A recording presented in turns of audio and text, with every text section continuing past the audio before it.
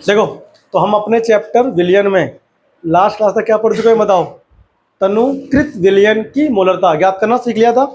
उसके बाद में दो अलग अलग विलयन जिसकी आपको पता हो पहले से क्या मोलरता, उसको मिक्स करके जो नया विलयन बनेगा उसकी मोलरता हमें ज्ञात करना आना चाहिए था, और मैंने आपको सिखा दिया था। और मैंने कहा था कि इसमें दो केस बनते हैं। एक केस तो वो होते हैं जब दोनों विलयन आपस में मिक्स हो जाए तो उनके बीच में रिएक्शन ना हो, उनके बीच में भाई मान लो एक हमारे पास HCl है कि नहीं, 0.5 मोलर विलियन है और 200 ml है कि नहीं। एक हमारे पास ये विलियन है, एक मेरे पास दूसरा HCl का विलियन है, ये हमारे पास 0.4 मोलर का सॉल्यूशन है और 100 ml है। कितना बताओ, 100 ml है। अब इन दोनों को करके मिक्स जो नया विलियन बनेगा उस नए विलियन की जो मोलरता होगी वो निकालना मैंने आपको सिखा दिया है ना। बताओ क्या था formula, M1V1 plus M2V2 upon में V1 प्लस V2 है ना। अच्छा, V1 प्लस V2 कौन है, V मिक्स, V जो जोड़ करके बनता है ना, और यहाँ पर M मिक्स, M मिक्स, या फिर आप V मिक्स कर सकते हो है ना। समझ में आया नहीं आया है ना। अब ये V मिक्स जो है इसके जोड़ के इक्वल आ भी सकता है, नहीं भी आ सकता है।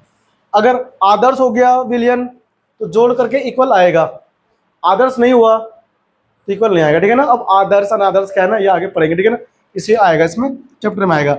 ये हमने पढ़ लिया है। जब क्या हो रहा है, रिएक्शन आपस में हो रहे हैं ना मिक्स करने के बाद में। अब हमें पढ़ना है दूसरा कंडीशन, जब रिएक्शन हो, अब यहाँ पर नहीं हुआ, सॉरी रिएक्शन नहीं हुआ, नॉन रिएक्टिव के लिए हमने पढ़ लिया है ना भाई। HCl आपस में रिएक्शन नहीं कर सकते। अब करने वाले देखो कैसे होते हैं, लिखो सेकेंड हेडिंग, दो लिखो फॉर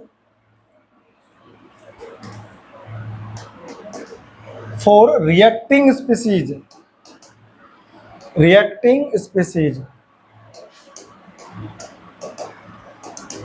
तो रिएक्टिंग स्पीसीज के लिए क्या होगा, देखो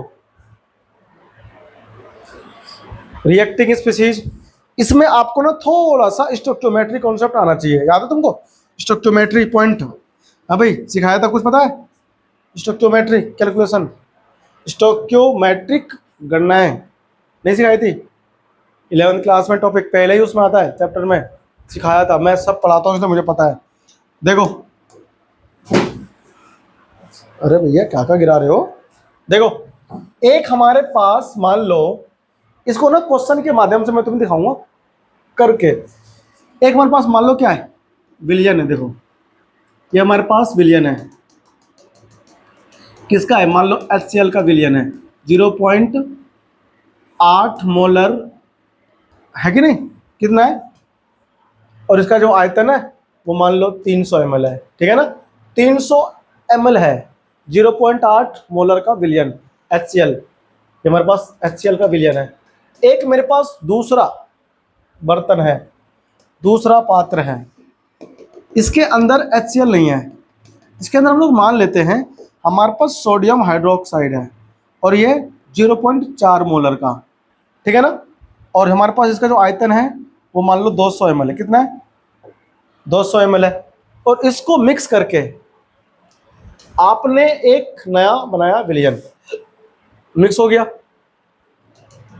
देखो ये मिक्स हो गया, ये क्या बना, ये बना एक नया विलियन। इस नए विलियन की जो मोलरता होगी वो पता करनी है। अब यहां देखो ध्यान से, HCl है प्लस कौन है, NaOH है। अब ये तो है एसिड है यानी कि अम्ल, और ये क्या बताओ, ये है क्षार। अब अम्ल और क्षार आपस में अभिक्रिया करके क्या करते हैं, लवण और जल बनाते हैं, है ना। और लवण यहाँ पर क्या बनेगा, NaCl, और जल तो सब लोग जानते ही हो, रिएक्शन हो जाएगा है कि नहीं। अब रिएक्शन हो जाएगा तो कंसंट्रेशन किसकी निकालोगे, सांद्रता किसकी निकालोगे, यहाँ तो जल बन गया और लवण बन गया है कि नहीं, नहीं बना। अब हमें यहाँ पर देखना है HCl और NaOH जब रिएक्शन करते हैं तो अभिक्रिया क्या कहलाती है, उदासीनीकरण अभिक्रिया। कौन सी होती है, उदासीनीकरण अभिक्रिया। ये हमारे को देगा उदासीनीकरण अभिक्रिया। समझ में आया? अब उदासीनी का मतलब क्या होता है? उदासीन का मतलब ना अम्ल और ना ही क्षार। लेकिन अब तुम बताओ, ये हमारे पास कितना है? 300 ml। ये कितना है? 200 ml, है कि नहीं? तो भाई साहब, अगर दोनों की मोलों की संख्या समान है, अम्ल की भी और क्षार की भी, तो रिएक्शन करने के बाद में क्या हो जाएंगे?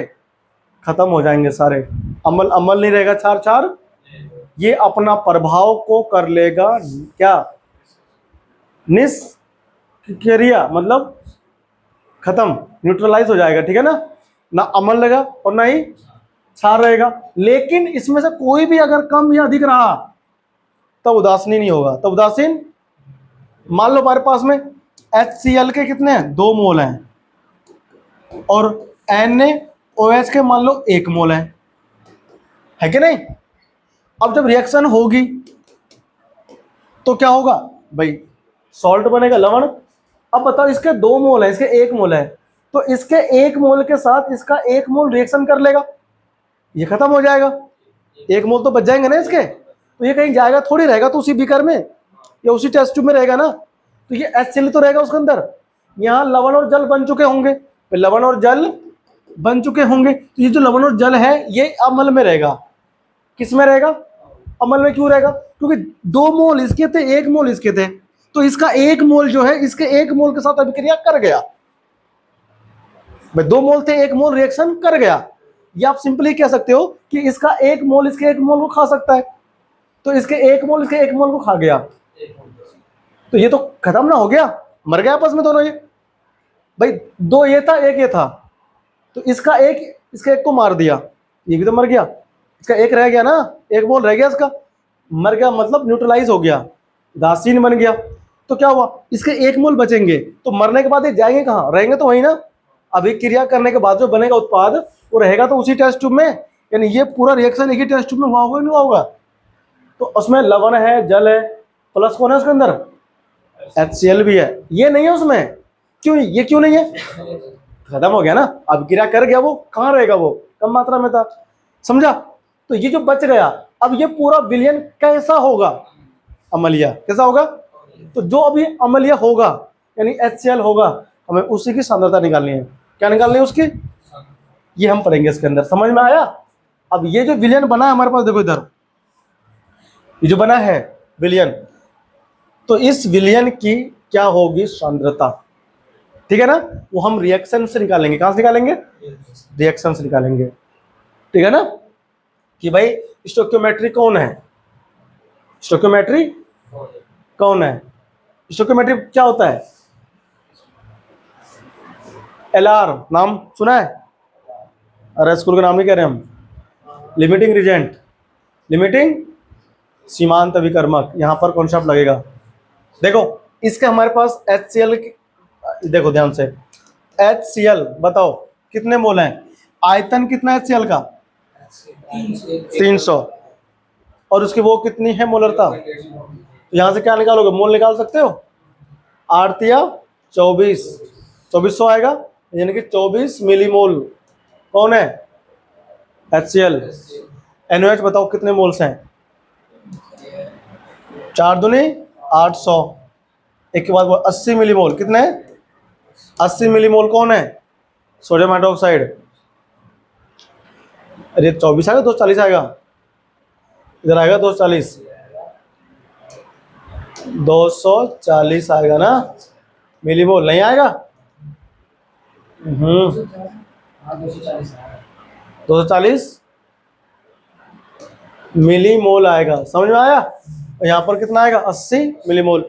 अब क्या होगा? देखो तुम जैसे ही दोनों विलयन को मिलाओगे, करोगे मिक्स, तो इसका कितना? HCl का 240 मिलीमोल रिएक्शन होगा किससे बताओ?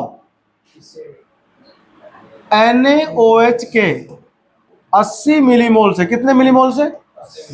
और क्या बनेगा? देखो ध्यान से, NaCl बनेगा। क्या बनेगा? और साथ में जल बनेगा। बन गया? समझ में आया सबको इतना? अब तुमको स्टोइकियोमेट्री, यानी कि स्टोइकियोमेट्री कॉन्सेप्ट के अंदर हम लोग क्या लगाते हैं? LR और मतलब लिमिटिंग रिजेंट, है ना? तो इसमें कौन पहले खत्म हो जाएगा, वो होगा सीमांत अभिकर्मक। तो ये देखने के लिए कि इसमें सीमांत अभिकर्मक कौन है, पहले से करो संतुलित। क्या संतुलित है ये, देख के बताओ संतुलित है कि नहीं है? है संतुलित? बस संतुलित नहीं है देखो, तो फिर तुम इतनी देर क्यों लगा रहे हो? तो 12वीं के बच्चे हो तुम, है ना संतुलित। हमको पता करना है पहले कौन खत्म हो जाएगा। देखो इसका 80, देखो इसका 80 मोल, इसका 240 है कि नहीं? तो NaOH का 1 मोल रिएक्शन करता है किसके, 240 मोल के साथ। 240 मोल, सॉरी, NaOH का 1 मोल रिएक्शन करता है 1 मोल HCl के साथ में, है कि नहीं? इसका 1 मोल सोडियम हाइड्रोक्साइड के 1 मोल को पूरा खत्म करने के लिए HCl के 1 मोल चाहिए, HCl के 1 मोल चाहिए, है कि नहीं? भाई यहाँ पर एक है, यहाँ पर भी एक ही है कि नहीं? तो एक NaOH 1 HCl के मोल को न्यूट्रलाइज करेगा। तो बताओ 80 मोल कितने HCl मोल को उदासीन करेगा? 80 को ही करेगा, है कि नहीं? है कि नहीं भाई, यही तो होगा। तो 80 खत्म हो जाएगा, तो बचेगा बताओ कितना इधर, 160 मिलीमोल बचेगा किसके, HCl के। तो पहले खत्म कौन होगा, Na। ये कौन है, सीमांत अभिकर्मक। कौन है ये, सीमांत अभिकर्मक। समझ में आया कि नहीं आया? यानी कि लिमिटिंग रिजेंट, शॉर्ट फॉर्म में से मैं क्या कहता हूँ, LR कहता हूँ, ठीक है ना? अब सुन, तो ये जो इधर NaOH है, सॉरी ये जो हमारे पास है इधर कौन, NaCl और जल, ये सब कुछ अम्लीय है। क्या है, यहाँ जो लवण बना है ये भी अम्लीय लवण है। क्या है, क्योंकि इसमें अम्ल की मात्रा अधिक है ना? तो ये सब पूरा विलयन का कैसा है, अम्लीय। तो हमें उसी अम्लीय विलयन की क्या निकालनी है, मोलरता निकालनी है ना? तो अब बताओ तुम कैसे निकालोगे मोलरता, कैसे निकालेंगे? विलय के मोलों की संख्या, विलय के मोलों की संख्या। तो मोलरता इज इक्वल टू विलय की मोल्स कितने रह गए इसमें बताना, 160 मोल रह गए, है ना? अच्छा आयतन आता है, फिर आयतन बताओ कुल कितना है, 300 इसका और 500, तो 500 से गुना, 0 0 क्या हुआ, मर गया। ये भी मिली मोल, ये भी किसमें, ml में, तो 1000 से भाग करने की जरूरत नहीं है, ठीक है ना? कितना हो गया देखो, 16/50, 16/50 भाग देंगे इसको, कितना आएगा भाई, करो भाग, 0.50 या 150, 0.2 कितना आएगा? ये क्या है इसकी मोलरता, किसकी, मिश्रण की, M मिक्सिंग की। समझ में आया कि नहीं आया बताओ? आया ना, नहीं आया तुमको? अरे क्या नहीं आया समझ में? तो बोलता क्यों नहीं कि नहीं आया समझ में? बोलेगा तो पता पड़ेगी, ठीक है ना? ये हमें ना, इसी को परिभाषा नहीं है, ये हमको क्वेश्चन के थ्रू ही समझ में आएगा।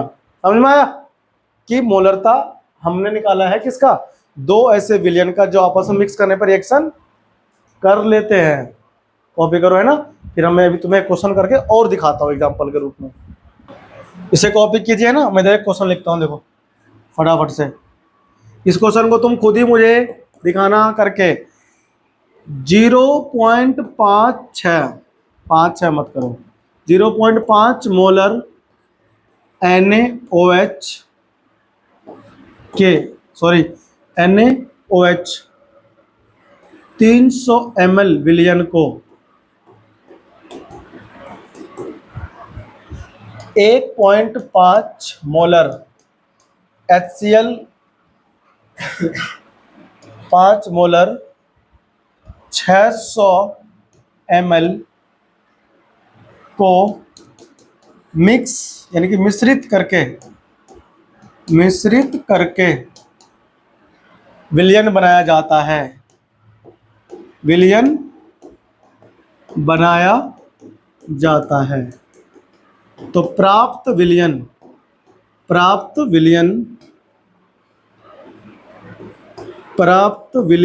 की मोलरता ज्ञात कीजिए, ठीक है। ये क्वेश्चन आप लिखो और खुद ट्राई करो पहले, फिर मैं बताऊंगा कैसे होगा। देखो इस क्वेश्चन को करना कैसे है, देखो भाई मेरे पास HCl है कि नहीं। HCl दो कितना है 600 ml है और 1.5 है, 1.5 गुना 600 करना है, 90 हो जाएगा। 90 900 आ गया, तो 900 मिलीमोल्स नहीं हो गए, तो ये हो गए 900 मिलीमोल्स प्लस NaOH कितना है बताओ 0.5 है कि नहीं। 0.5 गुना करो, 0.5 गुना कितना है 300, 150 मिलीमोल्स आ गया, नहीं आ गया। अब तुम्हें गुना भाग करना हम सिखाएंगे थोड़ी, खुद से करो, तुम बारीक बच्चे हो ना तुम सारे। अब देखो इधर कितना आएगा बताओ 150 मिलीमोल्स, आगे कि नहीं आ गया। अब ये रिएक्शन करने के पश्चात बना कौन कौन NaCl, ये तो उदासीन होता है, प्लस साथ में कौन बना H2O। अब इसकी जो सांद्रता होगी अम्लीय क्षारीय, वो पता पड़ेगा कि कौन बचा रह गया। ये अम्ल है 900 मिलीमोल और ये NaOH है कितना 150 मिलीमोल्स, तो इसके 900 मिलीमोल्स में से 150 खा गया, ये कितने बच गए 750, तो 750 मिलीमोल्स बचे रह गए है ना। तो यहां पर कुल 750 मिलीमोल्स रह गए किसके HCl के, है ना। तो मुझे इसी की मोलरता निकालनी है बस, समझ में आया सबको। तो मोलरता का सूत्र क्या होता है, मोलों की संख्या कितनी है 750, ये मिलीमोल्स है। अब आयतन कुल कितना देखो ध्यान से 900 है ना, 900 हो गया, तो जीरो, अच्छा ये ml में है, ये मिलीमोल्स में है कि नहीं। तो हमें अगर मिलीमोल्स में आयतन सॉरी मोलों की संख्या है तो इसको लीटर में चेंज करने की आवश्यकता नहीं है, ठीक है ना, डायरेक्ट काट देंगे ml से ml, है कि नहीं। देखो जीरो खत्म हो गया, 75/90, 15 6 90, 15 5 75 है ना। तो 0.8648 सॉरी 648 है ना, फिर क्या बचा 2 6 18 है ना, ये तो बचेगा मोलर, हो गया आंसर है ना, कितना आसान है, ठीक है। कॉपी करो फटाफट से, हो गया। आ जाओ अब देखो आगे आ जाओ। अब हमारे पास क्या है आयनों की मोलरता, लिखो हेडिंग आयनों की मोलरता, आयनों की मोलरता अगली हेडिंग है आयनों की मोलरता। ये कैसे निकालोगे, यानी कि अंग्रेजी में क्या होगा molarity of ions, molarity of ions. अच्छा एक बात ध्यान रखना, ये नॉर्मलता फॉर्मलता तुम्हारे कोर्स में नहीं है, ठीक है ना, फिर भी ओल्ड बुकों में है, बुकों में आती है। जो नई एनसीईआरटी आई है ना अपडेटेड, उसमें ना नॉर्मलता और नहीं फॉर्मलता है, इसको पढ़ने की आवश्यकता नहीं है। तुम्हें थोड़ी PhD अभी करनी है, पर BSc में आएगा पढ़ लेना, लेकिन फिर भी ना कुछ मास्टर तो स्कूल वगैरह में लेके बैठ जाते हैं, ऐसे करो ऐसे करो, कंपटीशन में भी नहीं आएगा। कितनी बार बताऊं एनसीईआरटी बेस सारा कंपटीशन है, नॉर्मलता नहीं आएगा। थोड़ा सा काम आएगा हमारा वैद्युत रसायन में, इससे अगले चैप्टर में, ठीक है ना, कौन नॉर्मलता, तो वहां पर मैं सिखा देता हूँ, वहां पर मैं सिखाता हूँ, लेकिन यहाँ पर मोलरता में सिखाता हूँ और मोलरता सिखाता हूँ, नॉर्मलता फॉर्मलता यहाँ पर मैं नहीं सिखाता। नॉर्मलता काम आएगा हमारे यहाँ पे थोड़ा सा है ना, लेकिन किसमें वैद्युत रसायन में, ठीक है ना, वहाँ सिखा दूंगा। यहाँ आ जाओ फिलहाल, कब तुम यहीं लेकर बैठ जाओ। हाँ ये सब तो आएगा। आयन क्या होता है देखो ध्यान से, इसको भी ना हम लोग एग्जाम्पल के माध्यम से सीखेंगे। भाई मान ले मेरे पास 0.5 मोलर 0.0 लूँ मैं 2.5 मोलर NaCl का कितना 700 ml, ठीक है ना, का जलीय विलयन है, क्या है जलीय विलयन में प्रत्येक आयनों की क्या निकालनी बताओ मोलरता ज्ञात कीजिए। क्या कीजिए? मोलरता ज्ञात कीजिए। ये क्वेश्चन है हमारा, है ना भाई। एग्जाम्पल के तौर पे 2.5 मोलर NaCl का 700 ml का जलीय विलयन है। प्रत्येक आयनों की मोलरता ज्ञात करनी है। हम सभी लोग जानते हैं जो विद्युत अपघटय है NaCl, क्या है? विद्युत अपघटय। ये जल में घुलने पर आयनों में टूटते हैं, आयनों में टूटते हैं। सब नहीं टूटते, नमक टूटते हैं, नमक सॉरी ग्लूकोज, शुगर, यूरिया, ये ऐसे हैं अवयव जो जल में घुलने पर घुल जाते हैं लेकिन टूटते नहीं आयनों में। टूटते कौन है? विद्युत अपघटय। विद्युत जो आयनिक यौगिक होते हैं, घुल जाता है, टूटता नहीं आयनों में, नहीं, ठीक है ना। टूटना और घुलना दोनों अलग बातें होती है। NaCl है, पानी में घोलेंगे, किसमें? तो ये Na+ आयन में टूटेगा, जलिया। H2 मतलब एक्वेशन की जलिया प्लस Cl, इसका मतलब ही है जलिया। सोडियम आयन है, ये क्लोराइड आयन है। दोनों की सांद्रता कितनी है पानी में? हमको निकालनी है, हमको निकालनी है। देखो ध्यान से, इसके कितने मोल है बताओ इधर? 2.5 गुना कर दो किसके? 700 के। बताओ 25 सत्ते 5 सत्ते 35, 5 है 7 पंजे 35, 7 14 और 3 17, 175। 2 आ गया, 0 है ना। कितने मोल, कितने मिली मोल्स हुए बताओ? एक के बाद 2 पॉइंट, 1750 मिली मोल्स हो गए, मिली मोल्स हो गए, है ना।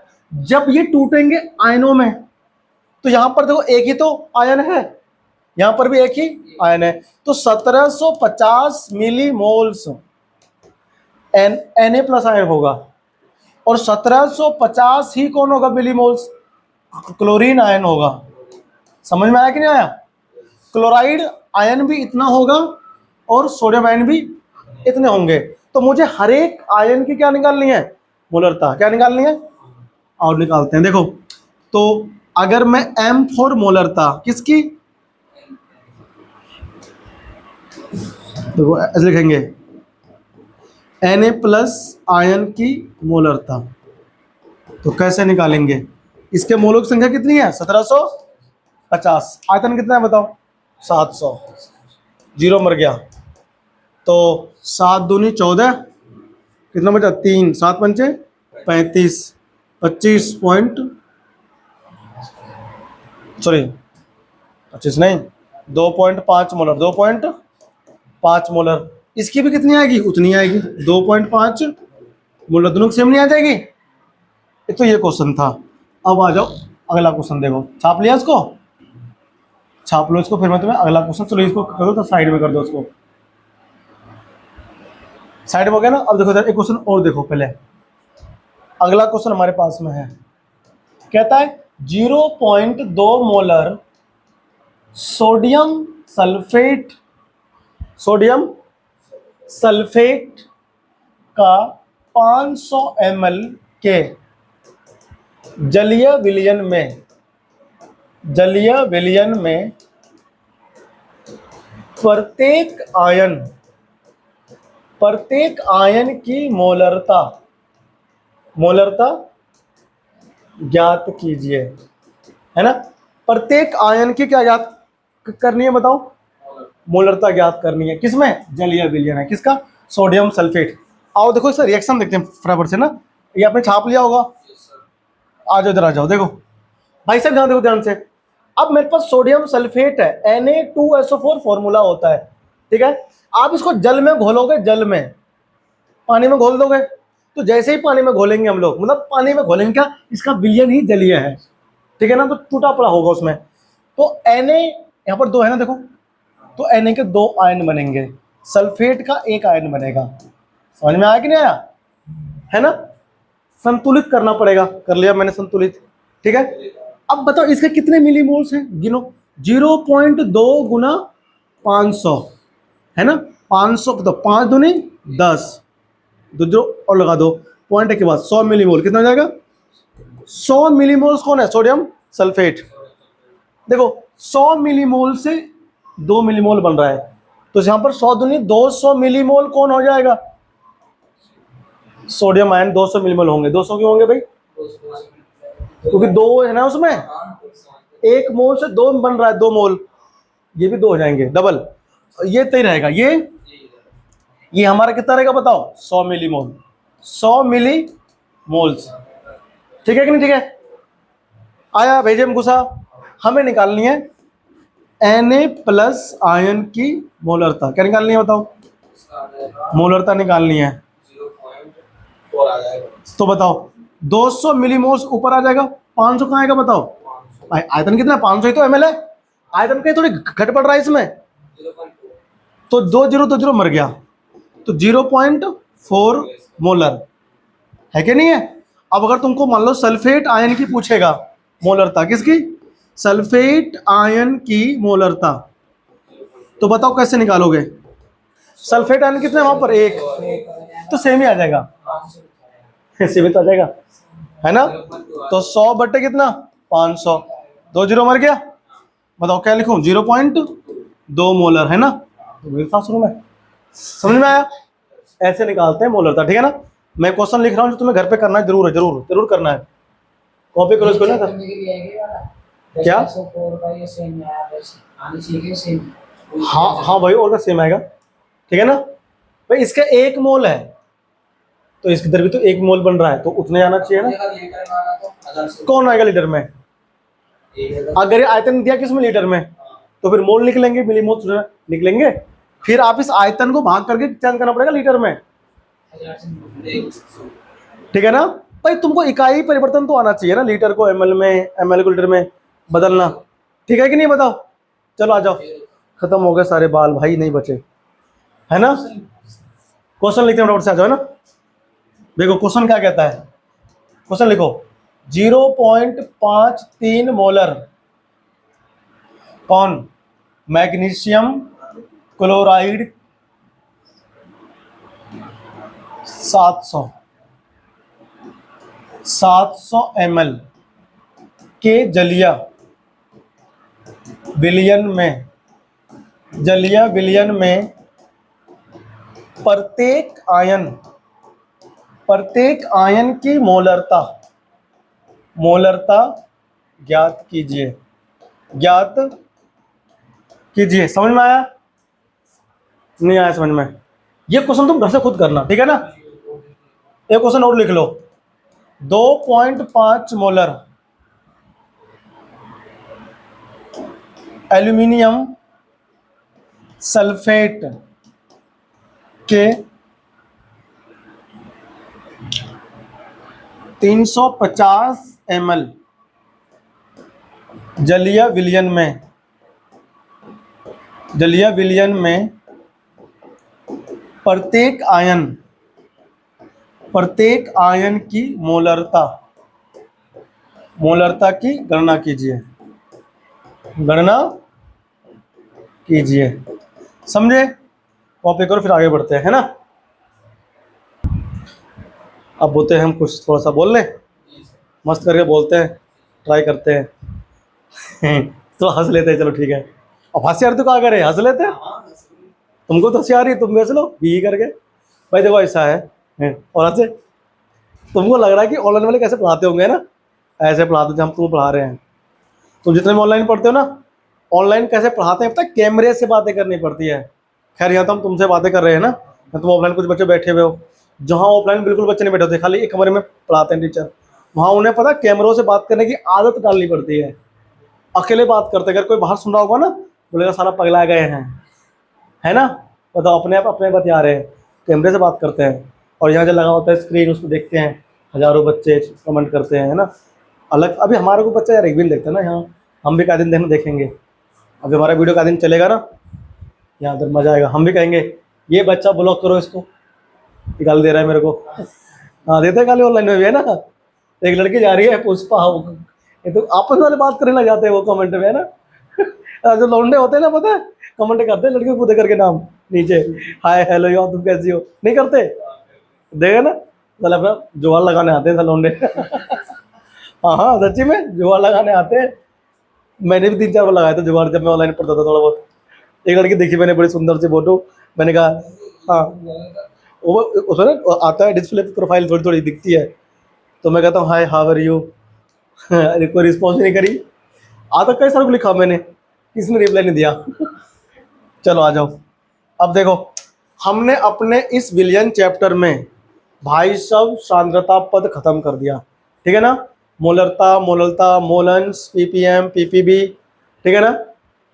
और कौन था, W by W, W by V by V, प्रतिशत, सब क्या हुआ, कंप्लीट हो गया, ठीक है। अब जो टॉपिक हमारे पास है वो हम इस चैप्टर के नए टॉपिक की तरफ चलेंगे, ठीक है ना। उसका नाम है वाष्प दाब। क्या है?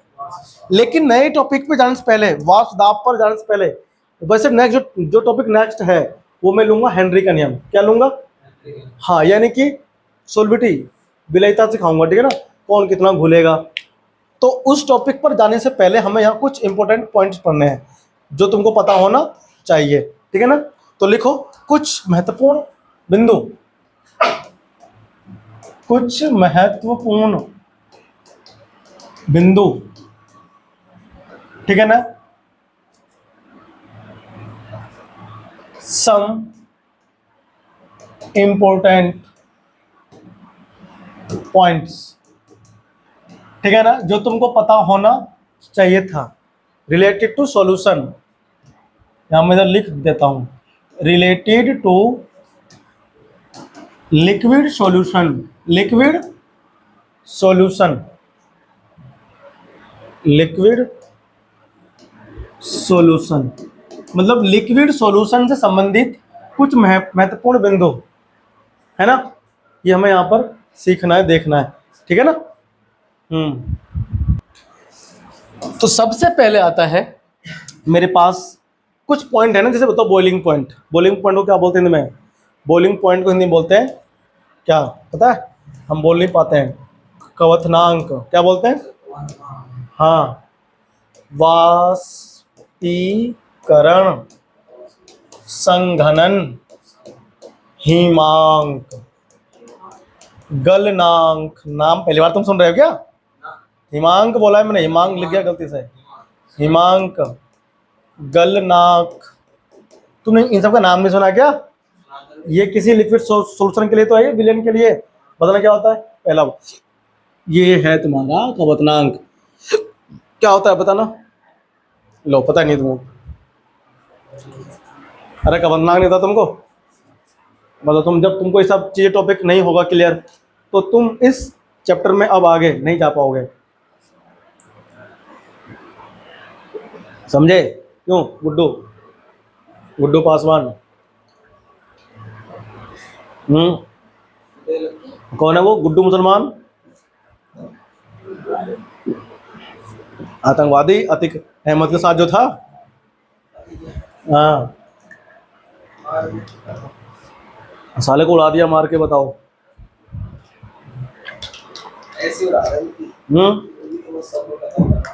मार के उड़ा दिया। सारे बदमाश योगी के राज में गए, बंद खत्म। ठाए ठाए ढेर कर दिया, ढेर। क्या कर दिया? ढेर कर दिया, ठीक है ना। आ जाओ।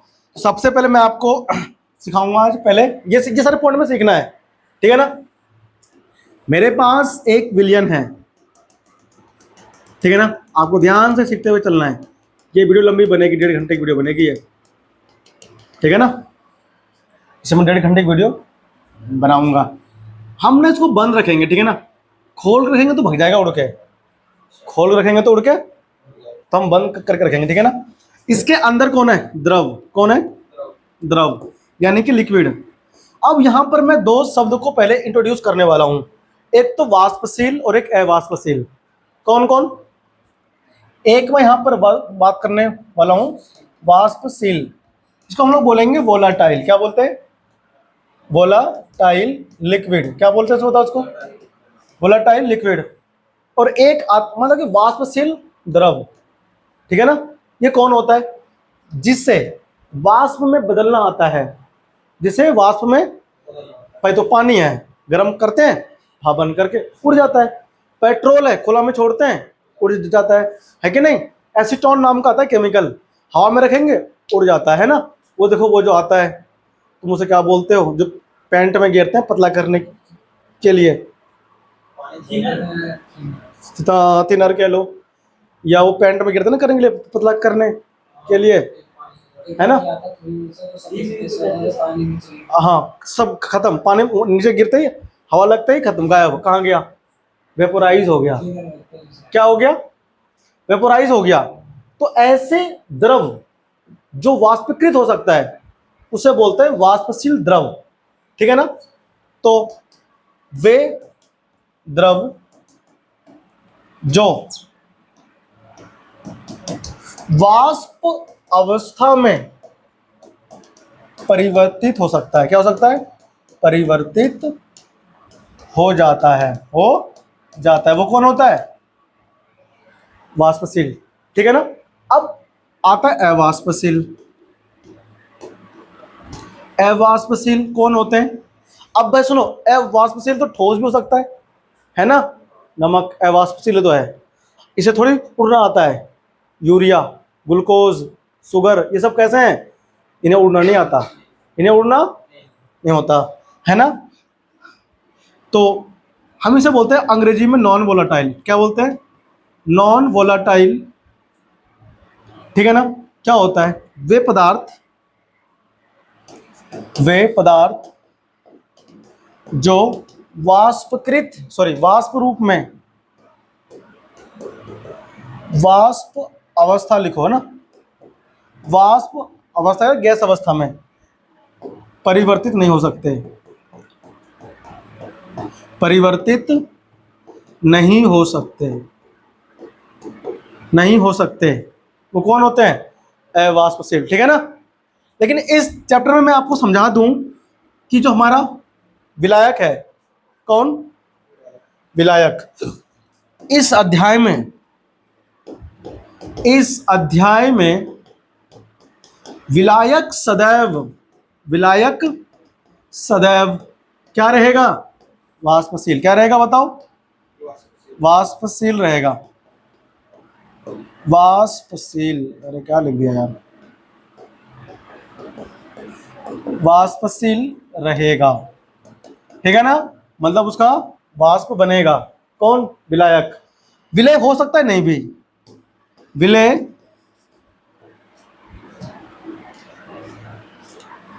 वाष्पशील अथवा अवाष्पशील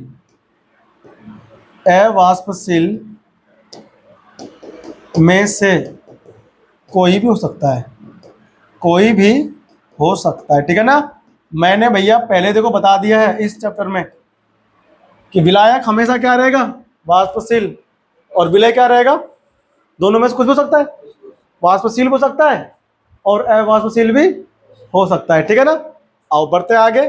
और मैं ये तुम लोगों ने लिख लिया या नहीं, बताओ, लिख लिया, लिख लिया ना, हाँ लिख लो।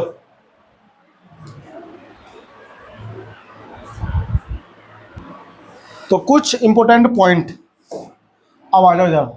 तो सबसे पहले हमें कौन सा पॉइंट पढ़ना है, ये हमारा विलयन, ठीक है ना, उधर रहेगा साइड में।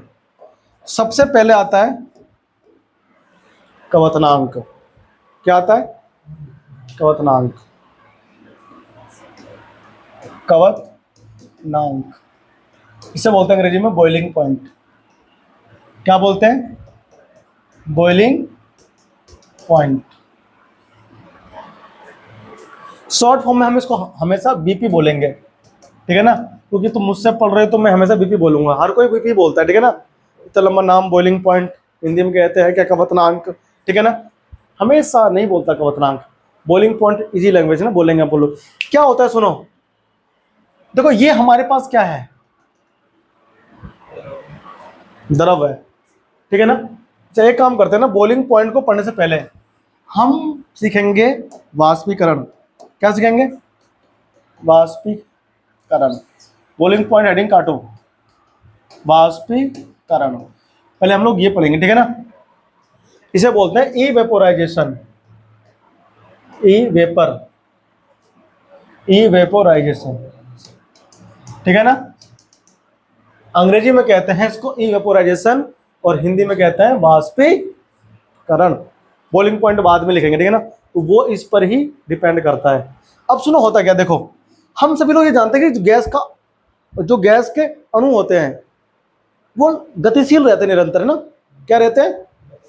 गतिशील रहते हैं। कोई भी गैस जिस पात्र में बंद है, जिस पात्र में बंद है, या आप कह सकते हो कि जिस बर्तन में रखा हुआ है उसकी जो दीवारें हैं चारों तरफ जिसमें वो बंद है, वो अणु टक्कर मारता है, धड़ धड़ धड़ धड़ धड़ धड़, है ना, इधर उधर टक्कर टक्कर मारता है। सभी अणुओं के टक्कर जो फोर्स होते हैं उसको नापते हैं, तो हम उसका दाब कहते हैं। क्या कहते हैं उसका?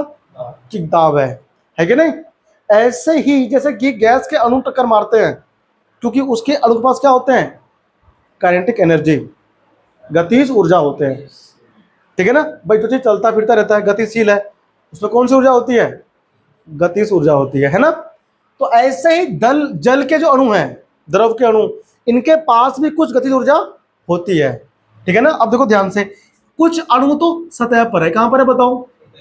सतह पर है कि नहीं। कुछ अणु बीच में भी तो होंगे, यहां पर नहीं होंगे अणु? ये अणु बीच में, भाई अणु बहुत सारे होंगे बीच में भी। देखो यहां भी अणु होंगे, यहां भी अणु होंगे, है ना। अणु होंगे और कौन होंगे? द्रव के अणु होंगे, बहुत सारे होंगे ना। अब ये जो अणु बिल्कुल बीच में है, इस अणु पर चारों तरफ से जो पास के अणु हैं वो बल लगा रहे हैं। क्या लगा रहे हैं बताओ? बल लगा रहे हैं। देखो ये अणु यहां से बल लगा रहा है, ये अणु यहां से बल लगा रहा है, ये यहां से बल लगा रहा है, ये यहां से बल लगा रहा है, ये यहां से बल लगा रहा है, ये यहां से बल लगा रहा है, यहां से बल लगा रहा है।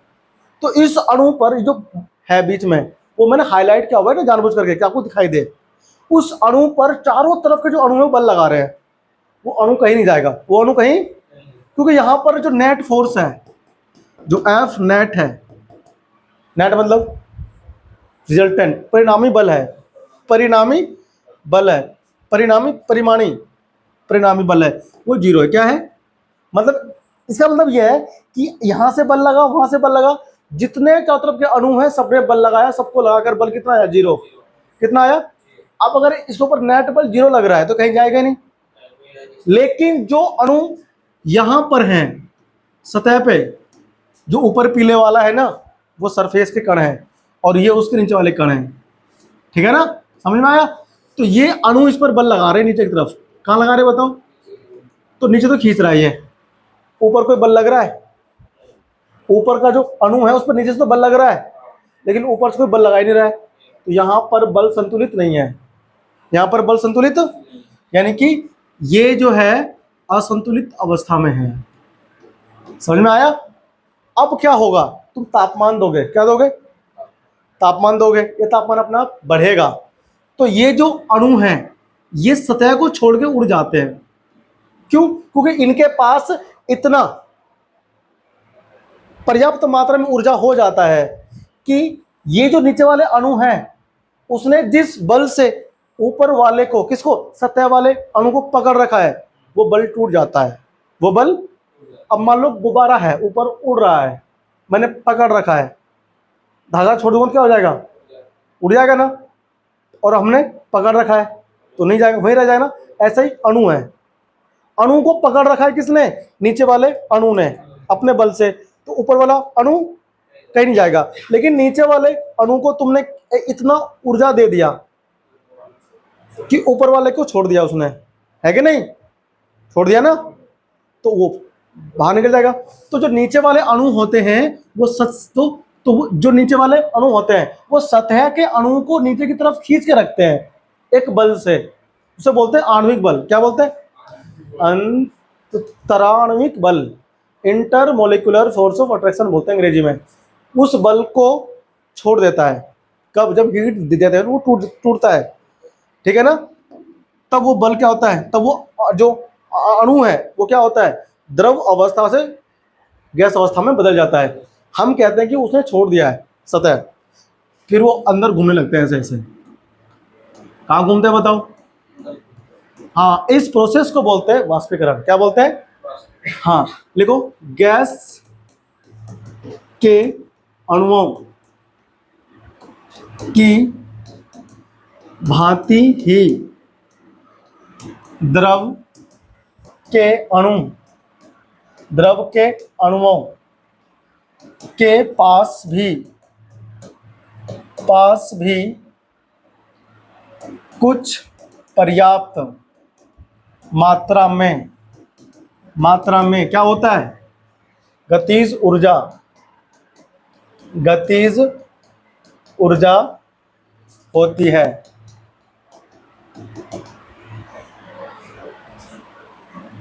ठीक है ना। सतह के अणु को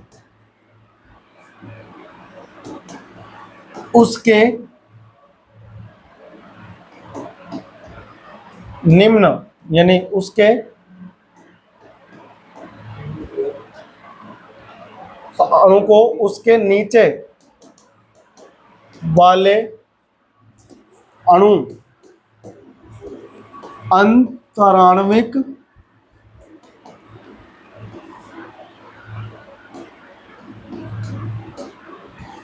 क्या लिख दिया,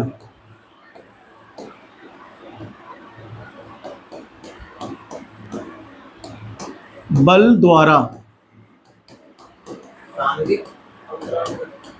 द्वारा आकर्षित, हाँ हाँ, बल द्वारा आकर्षित करके रखता है और जब पर्याप्त ऊर्जा मिलता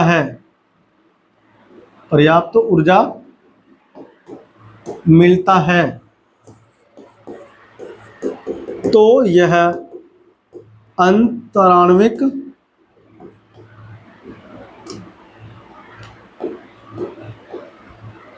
बल टूट जाता है। ठीक है ना, टूट जाता है और सतह के अणु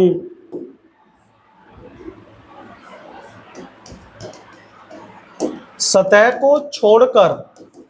को छोड़कर रिक्त स्थान, ये कह लो, या फिर छोड़कर द्रव के ऊपर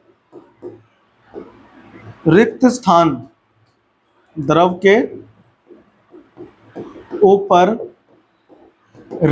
स्थान में चला जाता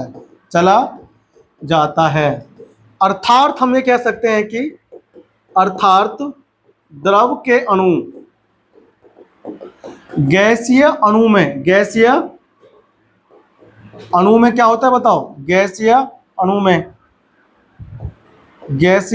में परिवर्तित हो जाता है। ठीक है ना। अब यहां पर आपके जो द्रव के अणु थे वो क्या बन गए बताओ, गैस के अणु। यानी कि हम ये कह सकते हैं कि द्रव अवस्था से गैसीय अवस्था में परिवर्तित होने की इस प्रक्रिया को क्या कहते हैं, वाष्पीकरण कहते हैं। समझ में आया कि नहीं आया, क्या कहते हैं, वाष्पीकरण कहते हैं। समझ में आया ना। तो ये हमारा क्या था, इवेपोराइजेशन प्रक्रिया। ठीक है ना। अब आप यहां पर लिखेंगे, एक पॉइंट और लिखेंगे, इसे आपने लिख लिया ना, पहले से लिख लेना भाई, रुक के वीडियो को। ठीक है ना। देखो, यानी कि हम एक बात क्या बताओ, जब हमारा इवेपोराइजेशन हुआ तो अणु जो है कहाँ के निकल कर गए, कहाँ के अणु निकल के हवा में गए, सतह के, कहाँ के, सतह के। ये बीच के थोड़ी गए निकल के, कैसे नहीं गए ना। जब ऊपर के लेयर के जाएंगे फिर उसके बाद उससे अगले लेयर के जाएंगे ना, ऐसे परत बाय परत ना, लेयर बाय लेयर निकल के जाते हैं अणु। ठीक है ना। जब वाष्पीकृत होता है तो सीधे नीचे का अणु नहीं बनते वाष्प, सतह के अणु बनते हैं वाष्प। ठीक है ना। क्योंकि पहले वही तो जाएगा, ऊपर है तो पहले उसको जो पकड़ के रखा है जिस बल ने नीचे पानी से, वो छोड़ेगा तब ऊपर जाएगा, ऐसे होता है। ठीक है ना। तो लिखो, वाष्पीकरण की प्रक्रिया एक सतही प्रक्रिया है। क्या है? एक सतही प्रक्रिया है, प्रक्रिया है। यानी हम ये कह सकते हैं कि सरफेस फिनोमिनन क्या है? ये है सरफेस फिनोमिनन। हाँ,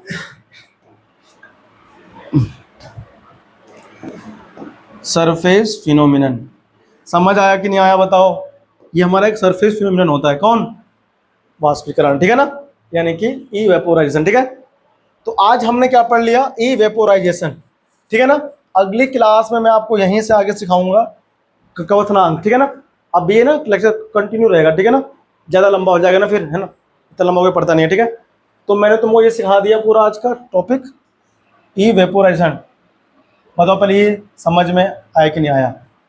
सतह के अणु क्यों जाते हैं छोड़ करके, पता लग गया ना। तो ये कौन है? ये वाष्प के अणु हैं, ठीक है ना। वाष्प